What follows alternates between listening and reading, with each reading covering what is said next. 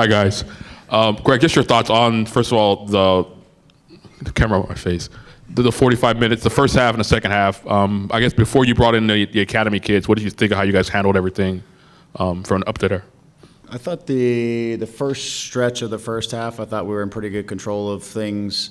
It's one thing to take control into creating chances. That's where I felt like in the first 20 minutes or 30 minutes we needed to be better. I felt like, again, we get into these moments where we stop threatening the space behind, we stop running into the box and doing the things that are going to ultimately test the goal and test the opposition's back line, especially against a team that wants to press forward. You've got to be willing to go behind. So I felt in the first half, for the first 25 minutes or so, we weren't given too many problems defensively until the series of set pieces came up and we gave up one there. And then after that, I thought we had a little stretch where we kind of got pinned in our half a bit where in the transitions, again, we're playing short to try to get out when we needed to play a little bit longer and turn the game into the other half of the field and step ourselves up. So I think it was an exercise, again, in playing against a team that is very proactive defensively and is going to step at you hard, and they're rotating their back line really hard, and their front six are really compacting the middle of the field and stepping out, and it's good to play games like that in preseason because they remind you of some things that you have to be that we have to be better at and be mindful of. I thought that was a bit of the discussion at halftime, is we can't keep trying to play into each other's feet with the pressure that's coming and the speed at which they're coming. Sometimes you've got to be and recognize, and we talked about the moments, that you got to be willing to go in behind the back line, play a little bit direct, turn them, and that ends up leading to some of the opportunities that we had in the second half, even when the younger kids came on and brought some energy. And initially they were still coming to the ball too much, but when we started to go behind and play a little bit more direct, play against sort of their press, I felt we gave them some trouble. And so, again, we have a way we want to play, but it's understanding how to get the game back into our vision of the game and how to play against the opposition's way of playing. And so, wonderful preseason game. We got a lot of guys, opportunities to just kind of feel the intensity of what an MLS game looks like. I think we had 4 or 5 academy kids out there in the second half, 3 of which are under 17 players that got to play and feel what this was about. Sergio, who's 1 year older than them, got an opportunity. So just, it was a real good opportunity, as preseason is, to expose some players to things that they won't see necessarily in the regular season, and you get to get a sense of where they're at. So, all in all, it's an exercise. That's what preseason is about, and you learn some things about your group, and you learn some things about playing against different types of opponents that you're going to face inside of our league. And what's the status of Dayon? He wasn't on the game day roster, I don't believe. Yeah, he's got a hip contusion. It happened in the San Jose game pretty early, like a hip pointer, so to speak. And so it's just kind of day to day, and as he tries to manage through A, the pain, and B, what things he can do and what things we can add on day to day. So we don't really have a timeline because it's about just kind of how much he can progress from day to day. So he's made a lot of progress since the San Jose game, but he's still not quite ready to be out in the match like this. Hey, Greg, just your thoughts on what you saw from Lepley. I thought he had a strong game. I think he was comfortable in there. There wasn't a ton of space. He's tidy technically.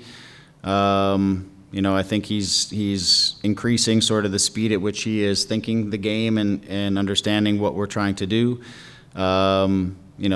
What I'm trying to get him to think about sometimes when he's in those higher positions is his opportunities to maybe get behind the opposition a little bit instead of always just playing in front of the opposition. It's working on some of the relationships, working with his winger, working with the pivot, working with the forward, working with different players on coordinating their movements. But I think in terms of his moments on the ball, quite tidy. I think as I've said about him all along, he's a competitor, and so he's in there and he's competing, and he's even though he's not the biggest guy, he still holds his own in terms of the competition side of things. So, but I thought he was clean again inside of a game that didn't have a lot of space in the middle of the field. I thought he was quite clean in his execution.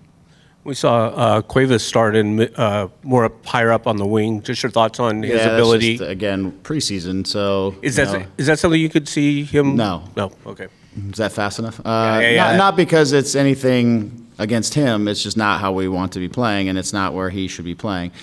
I could have given 45 or 60 minutes to a young kid, or I can work on Mauricio's fitness by putting him a little higher and giving him 60 minutes. And I much rather work on Mauricio's fitness than and give a younger guy, 30 to 45 than the other way around. So we put him there so he could get some work in. It's also good because at right back you'll know what the expectations are of the player in front of you sometimes when you do that role. So I felt like it could help him in a couple different ways. So. And then lastly, Fundas, he seemed to have a lot of energy out there. Not every ball he played was perfect, but Sure. but he certainly seemed to be active. Yeah, he's looked sharper since coming into the preseason. I think he's playing a little bit more off the sideline and less from a central position. I think he's more comfortable where he's able to work off of the sideline, and so I think that aids his comfort level. But he's looked a little sharper, a little quicker in the first step. And I think because of that, he's had some good impact over the course of preseason and in both of the games that we've played so far. He's done a nice job. Hey, Greg. Rob Dillon, Last Word on Sports.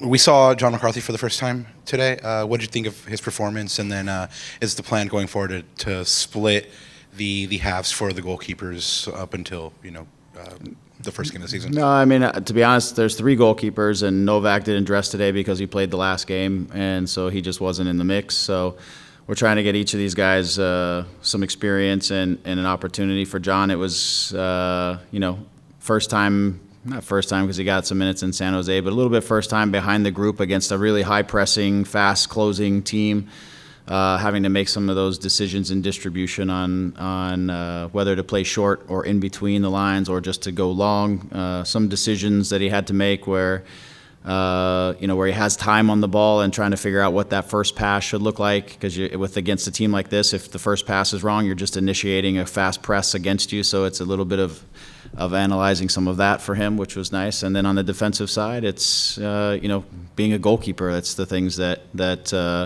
make saves and be able to help our team on crosses and situations like that, and try to make the saves. And I like what I like about John early days is he's got a lot of presence. He's a big talker. He's not afraid to give demands and organize the group and demand of things back there, which has been nice too, to add with our group. And so, I'm pleased. Again, everybody right now is assessing and getting opportunity, and we're just kind of seeing where everybody's at and progressing the group forward.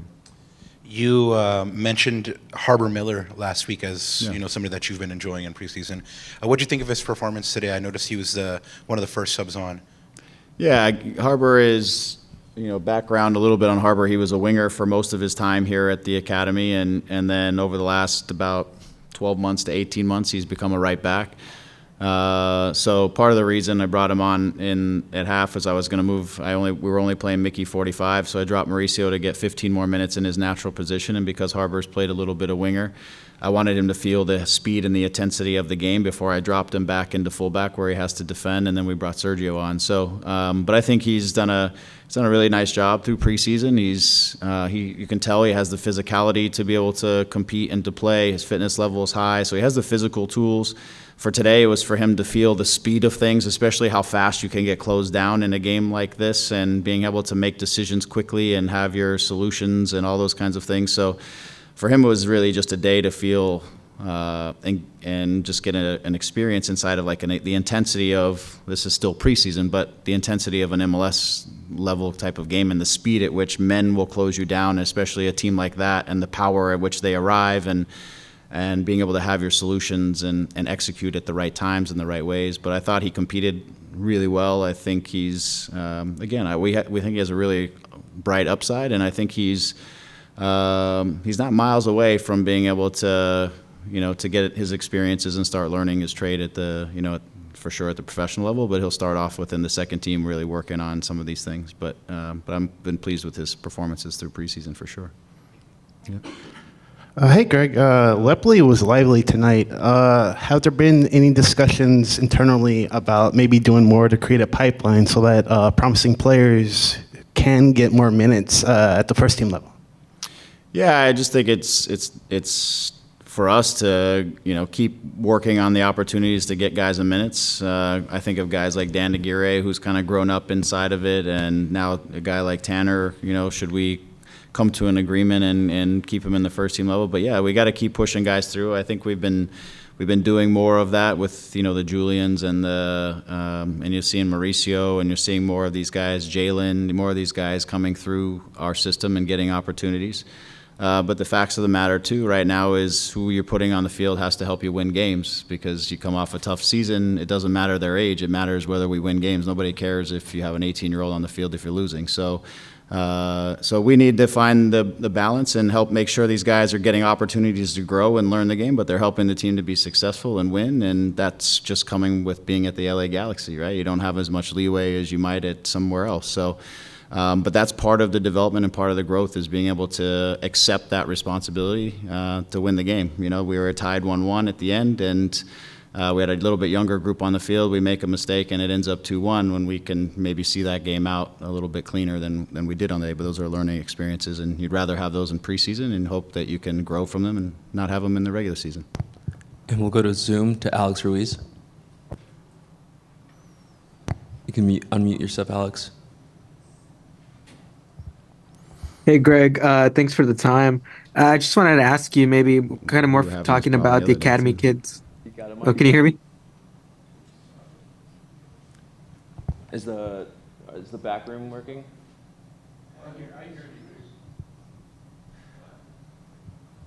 The audio over the speakers?